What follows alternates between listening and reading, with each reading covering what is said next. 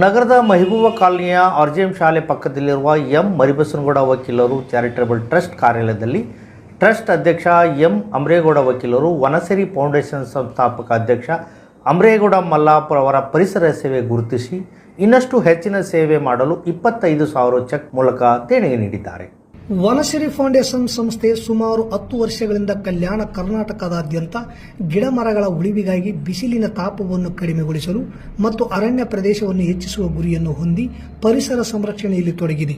ಇದನ್ನು ಗುರುತಿಸಿದ ರಾಜ್ಯ ಸರ್ಕಾರ 2023 ಜೂನ್ 5ರಂದು ವಿಶ್ವ ಪರಿಸರ ದಿನಾಚರಣೆ ಸಮಾರಂಭದಲ್ಲಿ ಕರ್ನಾಟಕ ಪರಿಸರ ರಾಜ್ಯ ಪ್ರಶಸ್ತಿ ನೀಡಿ ಗೌರವಿಸಿದೆ. ಕಲ್ಯಾಣ ಕರ್ನಾಟಕದಲ್ಲಿ ಪರಿಸರ ಸೇವೆಗೆ ಹಗಲಿರುಳು ಎನ್ನದೇ ದುಡಿಯುತ್ತಿರುವ ಏಕೈಕ ಸಂಸ್ಥೆ ವನಸಿರಿ ಫೌಂಡೇಶನ್. ಪರಿಸರ ಸಂರಕ್ಷಣೆಯ ಜೊತೆಗೆ ರಕ್ತದಾನ, ಅನ್ನದಾನ ಮತ್ತು ಕಷ್ಟದಲ್ಲಿರುವವರಿಗೆ ಸಹಾಯ ನೀಡುವ ಪರಿಕಲ್ಪನೆಯನ್ನು ಹೊಂದಿದೆ. ಇಂತಹ ಒಂದು ಸಂಸ್ಥೆಗೆ ಸರ್ಕಾರದ ಯಾವುದೇ ಅನುದಾನವಿಲ್ಲದೆ ಫಲಾಪೇಕ್ಷೆಗಳಿಲ್ಲದೆ ಪರಿಸರ ಸೇವೆ ಸಲ್ಲಿಸುತ್ತಿರುವುದು ಶ್ಲಾಘನೀಯ ಕಾರ್ಯ.